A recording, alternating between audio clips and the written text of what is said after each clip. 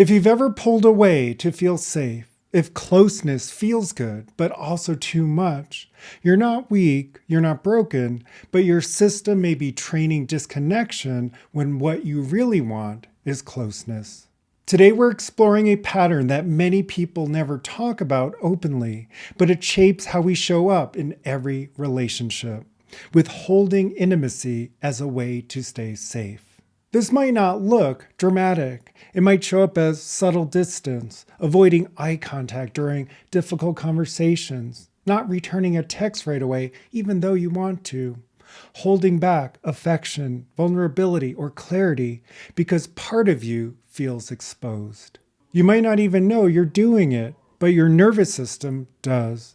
Because it's doing exactly what it was trained to do, protect you from discomfort at the cost of connection. Withholding intimacy isn't always obvious. It can look like changing the subject when the conversation gets too real, keeping your feelings vague instead of being direct, offering kindness but not depth, physically staying close but emotionally keeping the door closed. And often people don't realize they're doing it because on the surface, you may still look kind, functional, even loving. But underneath, the system is running a quiet pattern. Stay in control, stay protected, don't let them in too far. I worked with someone who described it like this. I love my partner, but anytime we get too close, I feel like I'm disappearing. So I back off. I say I'm tired. I pretend I'm fine. And every time I do that, I feel more alone, but I also feel safer.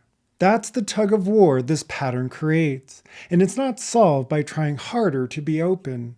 It's solved by training your system to stay steady in the face of emotional intensity.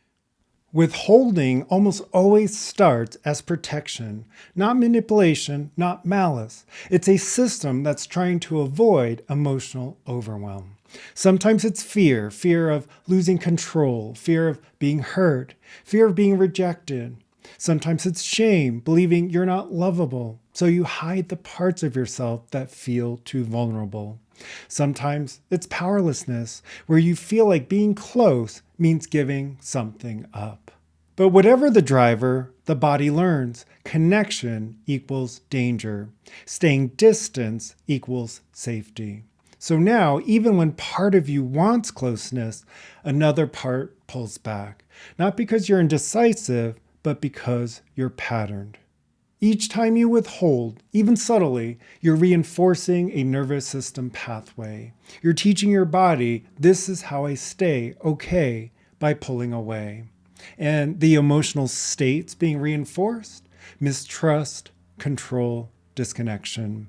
Which means that over time, the system no longer experiences closeness as fulfilling. It experiences it as risky. And even when you crave intimacy, your body might interpret it as threat. This is where a lot of relational confusion comes from. You may be deeply committed, want the relationship to work, want connection, but the moment things get close, your system starts training separation. And most people don't even realize that's what they're doing. Withholding often feels like control. You get to decide when and how you engage. You get to protect the parts of yourself that feel tender. You get to avoid the messiness of closeness. But real control isn't about keeping others out. It's about staying aligned, no matter who's in front of you. One client put it this way: I thought I was being strong by keeping things to myself, but I realized I wasn't choosing clarity. I was avoiding intensity. And that meant I was never actually present in the relationship. I was always 1 foot out. That's not control, that's avoidance. And avoidance never creates the safety we think it will. It just keeps us practicing the exact emotional distance we say we want to change. Over time, withholding becomes automatic. It doesn't feel like a decision anymore. It feels like just the way I am. But here's the truth. It's not who you are. It's what your system was trained to do. I've seen this in people who are extremely high functioning, leaders, parents, practitioners, people who are strong, intelligent, and successful. But they've built their emotional world around distance, and it shows up every time things get real. They might say, I just need space right now. I'm fine. Don't worry about it. This isn't a big deal. And maybe in the moment that feels true, but emotionally what's being trained is collapse, disengagement, and suppression. If this is resonating, hit subscribe. I share videos every week that help you train your inner state with structure and consistency. This doesn't mean you force yourself to open up. That just creates another layer of pressure. Instead, you start with the smallest signal. The moment you notice the urge to pull back, that's the training ground. Instead of reacting automatically, you pause, breathe, track the emotional intensity, not the story. You might still choose to create space, but now it's a conscious choice, not a nervous system reaction. That difference, it's everything. Because now you're not just surviving intensity, you're retraining it. This work isn't done on a meditation cushion. It happens mid-text, mid-conflict, mid-urge to shut down. Someone I worked with had a powerful shift around this.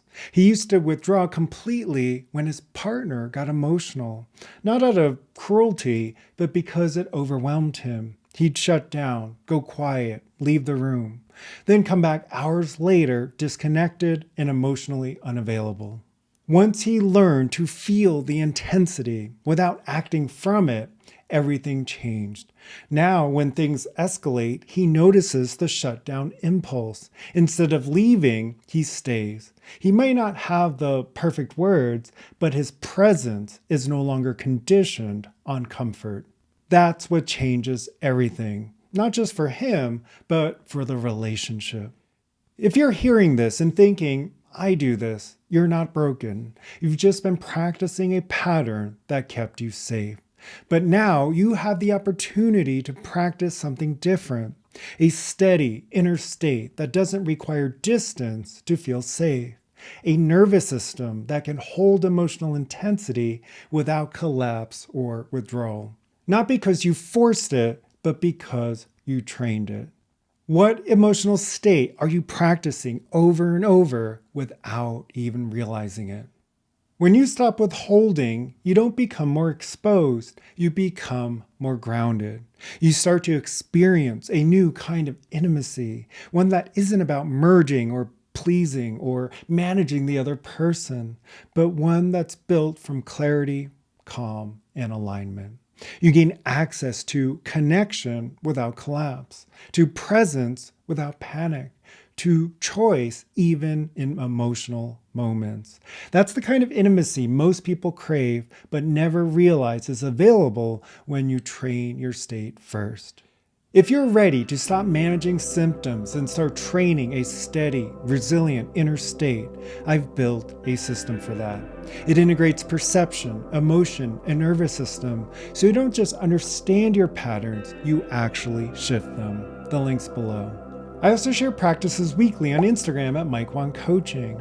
And if you want more depth, you can join the newsletter below. Thanks for watching. I'll see you in the next one.